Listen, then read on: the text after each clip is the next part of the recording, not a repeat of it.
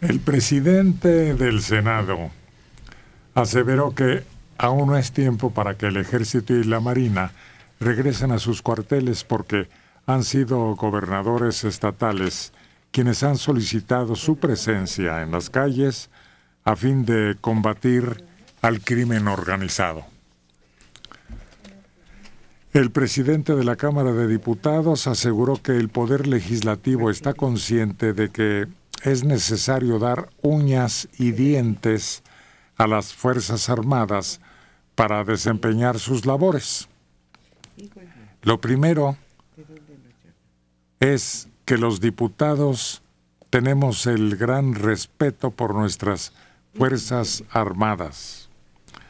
Dice que no tiene que reconocer que hay pendientes que tienen que ver con regular el marco jurídico en su actuar, pero que ese mismo sentido también analizarán las comisiones que ya están revisando estos temas, que deberán inscribirlos dentro de las más altas prioridades. ¿Quién dice eso? Son mentiras y lo demuestra. Alguien que gana 500,000 pesos puede sentarse un día a discutir un tema tan importante como este. No decir, bueno, respetamos a la institución y estamos con ellos, pero lo discutimos ahora que regresemos de vacaciones, cuando los diputados esta noticia tan importante deberían de decir hoy, a ver, señores, vamos a sentarnos todos a discutir este asunto porque es muy importante. Ya sea en beneficio para sacar o para meter al ejército, lo que quieran. Pero vamos a empezarlo a discutir. Creo que se les paga lo suficiente para que le dediquen un poquito de tiempo extra. En una bodega, en el municipio de Tlatlaya, integrantes del ejército abatieron a 22 civiles el 30 de junio de 2014. Posteriormente se insiste en que torturaron a 3 mujeres que sobrevivieron para que declararan que formaban parte de un grupo delictivo. Por estos hechos, 7 integrantes del ejército fueron procesados y luego dejados en libertad por un juez federal al considerar que eran inocentes de llevar a cabo ejecuciones extrajudiciales contra 22 víctimas. Este caso Tlatlaya no ha concluido, dice la Procuraduría General de Justicia del Estado de México, que tiene pendiente la determinación de responsabilidades y el procesamiento de varios funcionarios por actos de tortura. Ese es otro hecho que está pendiente, todavía no se aclara, y del que está pesando sobre el ejército. Y fíjate que ahí mencionaste es una palabra que es clave, sobre todo en relación al ejército, abatir. El ejército llega ahí, abate. La policía llega y somete. O sea, sería una diferencia y que por eso el ejército se siente así como que descontrolado. Pues nuestra función no es ponernos a investigar, a ver qué sucede. Aniquilar al enemigo. Exacto, como cuando estaban en los retenes. Hubo un tiempo en que Calderón mandó al ejército a ocupar retenes en ciertas partes de las carreteras. ¿Y qué hacían? Le señalaban que se detuviera algún vehículo, no lo hacían, ellos disparaban. Y así llegaron a matar a familias enteras, hasta con niños. Nos llegamos a enterar de eso. ¿Por qué? Porque su función era esa, detener, abatir y no precisamente someter e investigar como lo haría la policía.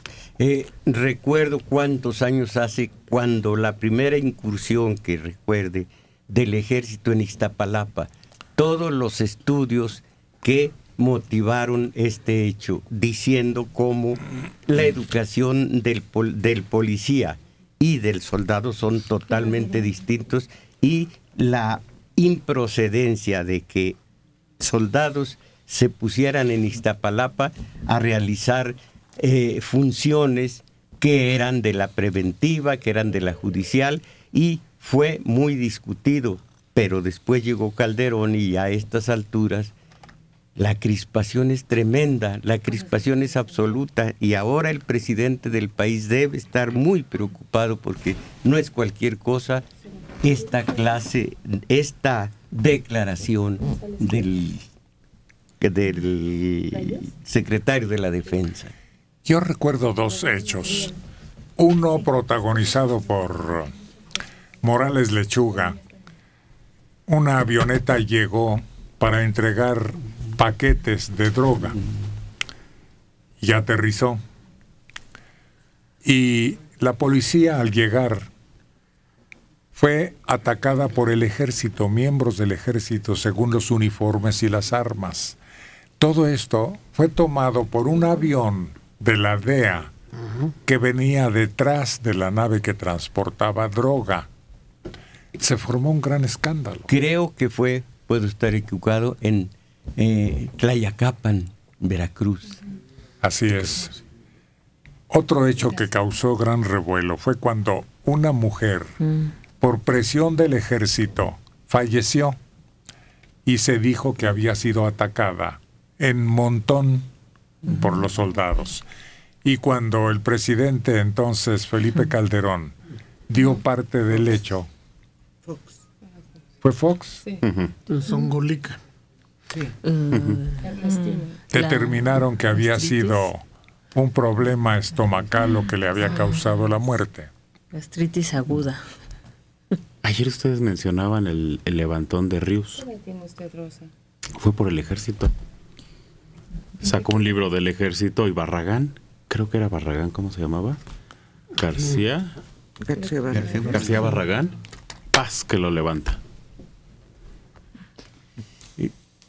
Lo de la señora fue abyecto en la serie de monstruosidades que le inventaron al ejército. No únicamente violentarla, eso hubiera sido menos monstruoso de lo que inventaron de ella, cuando pues la señora estaba enfermita del estómago. De Cuauhtémoc, 67 años, Rosa María Hernández García. Referente a la actuación del ejército, lo que pedimos es la protección de derechos humanos para los militares, ya que están en total indefensión, como si no fueran humanos. Desde 1967 están luchando contra el narcotráfico y no han podido conseguir legislar sus derechos humanos. Les sale más barato ser procesados por desobediencia que por asesinar narcotraficantes cuando su vida peligra. De la Gustavo a Madero. Jesús Noyola Alvarado, 64 años. ¿Quién es el jefe supremo de las Fuerzas Armadas? Es el presidente de la República, Enrique Peña Nieto. Y ahora no puede evadir la responsabilidad y reclamo que le está haciendo el ejército por no poner atención en donde su equipo de seguridad no ha puesto ni una sola estrategia para combatir el crimen organizado. De Chimalhuacán, 57 años, Isaac Quesada Alamilla. Cuando era joven fui policía, en el tiempo del general Durazo. En aquellos años se respetaba a la policía y al ejército. Ya con el narco no hay límites con nadie. Eso quiere decir que la propuesta de los derechos humanos no funciona, y mucho menos el sistema actual. Pero no es el narco. Porque usted ve a un pobre policía de tránsito queriendo detener un coche y se lo echan encima. El coche, me refiero. Sí, no. Antes la gente hubiera sido detenida, la persona. Antes un agente nada más te volteaba a ver y hasta te sentabas derecho. Ahora te voltea a ver y lo menos que le dicen algunas personas es... ¿Qué? El retito mexicano de ¿tú qué me ves? Creo que fue con Durazo donde había un letrerito en su despacho. Me equivoqué al contratarte, pero al despedirte no me voy a equivocar. Así de categórico. ¿Cómo se llama usted?